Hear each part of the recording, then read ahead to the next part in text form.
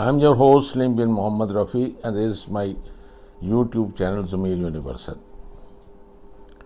When we see the verdict by the International Court of Justice, which is the United Nations body, and see the response of Israel, and especially the disgusting, disgraceful, and despicable of some senators who are known to have foul mouth, foul tongue, and they are blind with hatred, and I would say they are inhuman. They are not, they are beasts.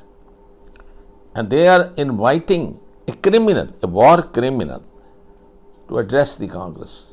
Now, how the Americans who elected the Congress are allowing this criminal who must be arrested wherever he goes, and whose name is not Natenyahu. All these people change their names. His name is chikoski. So you understand the lowest of the lowest this man's character, that the parents gave him the name, he abandoned. So did the Ariel Sharon, so did the Rubin, so did all the people who are there at the moment to just sound that they are Jews or they have Palestinian or Arab names so that they are accepted. Hey, damn you, you are usurper.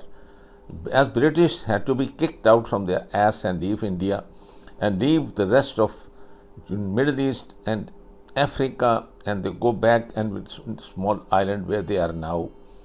You have to go too. You are an occupier and you colonize this place, and you will be shunted out. And by the grace of Almighty Allah, you will be shunted out now. This is the time. Never you have been hated and spitted upon your face as you have been done by now. And watch first the students, then you watch your own women and children whose kids you are having them killed in the IDF, 18-year-old and 20. Why don't you send your son and send the children or the daughters and sons of all your war council and all your Knesset members who are elected, and the president and the judges and all those elite, send your children. Let them die in the hands of the people who resist. And this access of resistance is going to ruin not only your economy, your business, your peace of mind, your habitat. You will go back to the chikoski. You're not a Natenyahu. That is not your name. Why are you ashamed of calling your own name? Let the people know what your name is, and let the others in your cabinet know what their name is. And I think there cannot be anything more disgusting and disgraceful for the American Congress to call a criminal, a war criminal, a man who has committed suicide, is killing babies, women and children, to come and do it. Listen to your own man. This very popular program of Fareed Zakaria. See what he is saying about this man. This man is prolonging the war and misery and killing women and children mainly. Not a single Hamas man is saving his own skin and nothing to do with it. So this is why he doesn't want to talk about the day after. Well-renowned Sciences Po University.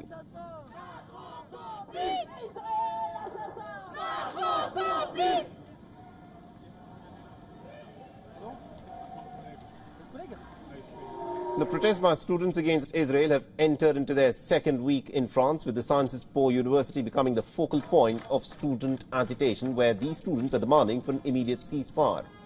The protests, however, here are much smaller in scale than what has been witnessed so far in American universities.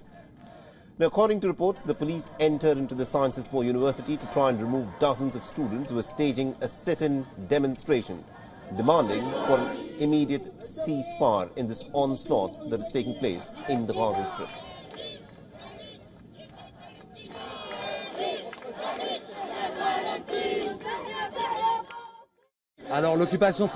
The provisional director of sciences at the university called the police, and they took us out. There were police brigades with cordons. I don't know exactly which brigade it was. They took us out. The police swept away our Palestinian flags and kicked away our messages of peace. Then they took us out, checked our belongings, and also checked our identity cards. The students from several universities have gathered in protest outside of the Pantheon in Paris, some of whom had been evicted from sit-ins and occupations.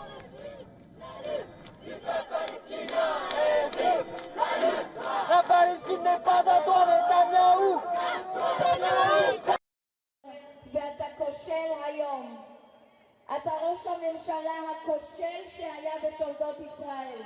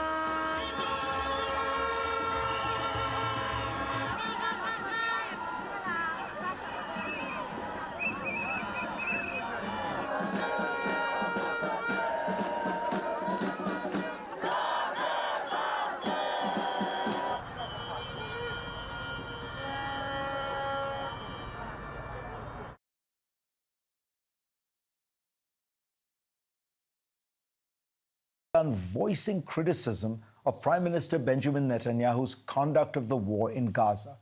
Israeli media has been reporting on a weekend security meeting at which the Chief of Staff of the Israel Defense Forces, General Herzi Halevi, criticized Netanyahu's lack of a clear strategy, pointing out that the Israeli military had re-entered northern Gaza, an area it claimed to have cleared in January. He warned that unless there was a plan to set up some kind of non-Hamas government in these areas, the IDF would have to keep repeating these kinds of operations endlessly.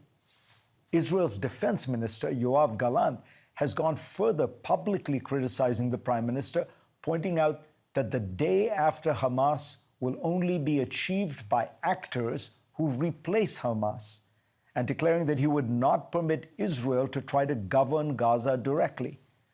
The New York Times reported on others within the Israeli military making similar criticisms.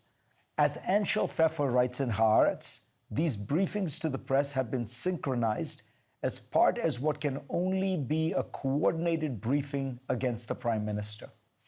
The reason for these extraordinary dissents at a time of war is that Israeli officials have begun to realize what American officials have been warning them about for months, that without a strategy to create stable governance in Gaza, they will face a continuing insurgency, just as the U.S. did in Afghanistan and Iraq. There is evidence it is already happening. Israeli forces have been forced back into Jabalia twice, and they have returned 3 times to Zaytun. Their recent and controversial raid on the Al-Shifa hospital was the second effort, showing that their initial success was not lasting. U.S. Secretary of State Antony Blinken noted last Sunday, "We've seen in areas that Israel has cleared, in the north, even in Khan Yunis, Hamas coming back."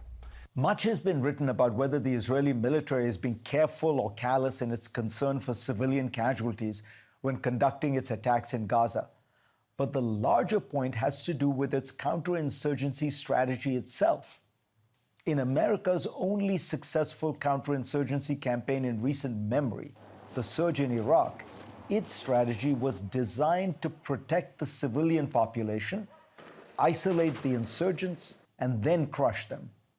To that end, General David Petraeus worked tirelessly with Iraq's Sunnis, the community spawning the insurgency, to win them over, give them a stake in Iraq's government, and thus isolate the insurgents and the militias.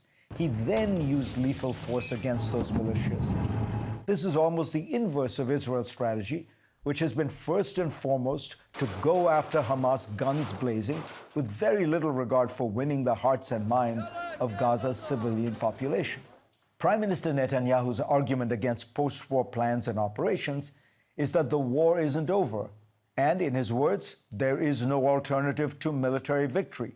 The attempt to bypass it with this or that claim is simply detached from reality.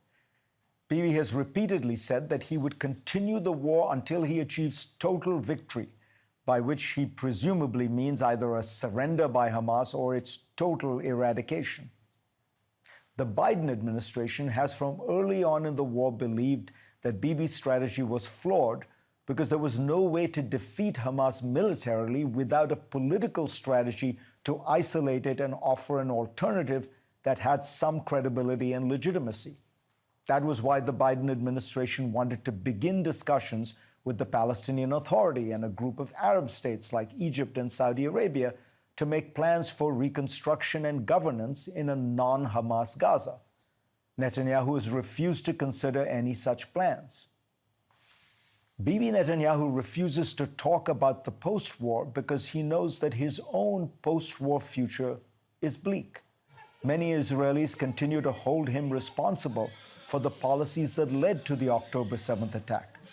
Were new elections to be called, he would likely lose office and then face an ongoing prosecution as well as potential inquiries about the failures that led to October 7th.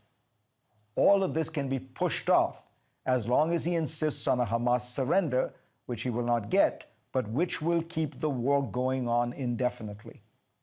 It is a strategy not designed to secure Israel's future, but rather his own.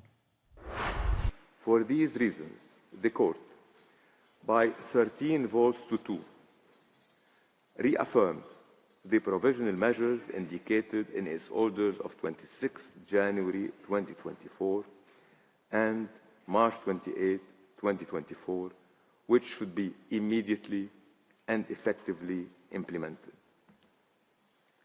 In favor, President Salam, Judges Abraham, Yusuf, Shway, Bandari, Iwasawa, Nolte, Charlesworth, Brandt, Gomez Robledo, Cleveland, Oresco, Tladi. Against, Vice President Sebutinde, Judge ad hoc Barak. 2. Indicates the following provisional measures.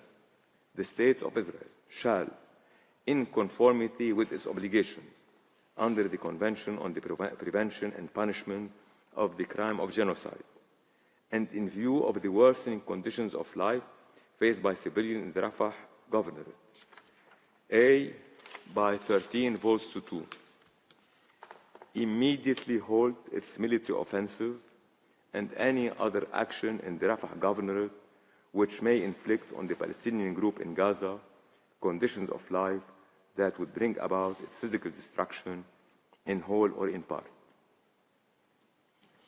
In favor, President Salam, Judges Abraham, Yusuf, Shway, Bandari, Iwasawa, Nolte, Charlesworth, Brandt, Gomez Robledo, Cleveland, Oresco, Tladi. Against, Vice President Sebutinde, Judge ad hoc Barak. By 13 votes to 2, maintain open the Rafah crossing for unhindered provision at scale of urgently needed basic services and humanitarian assistance. In favor, President Salam, Judges Abraham, Yusuf, Shway, Bandari, Iwasawa, Nolte, Charlesworth, Brandt, Gomez Robledo, Cleveland, Oresco, Tladi. Against, Vice President Sebutinde, Judge ad hoc Barak.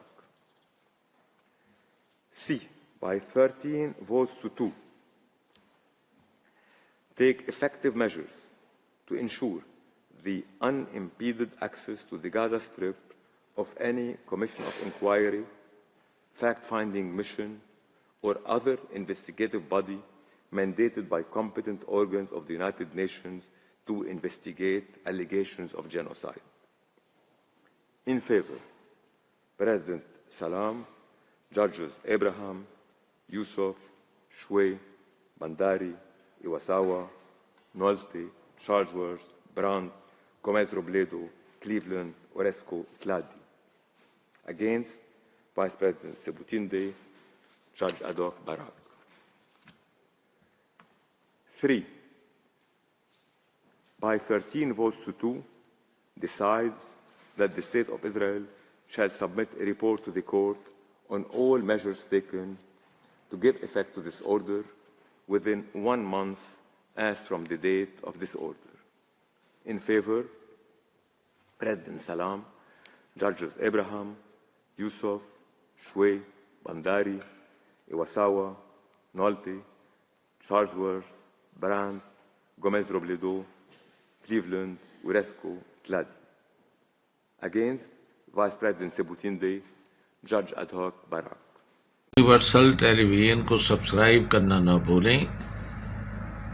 उसके बाद bell button पे click करें और अपने comments के section में अपने कीमती जो ख्यालात का इजहार ज़रूर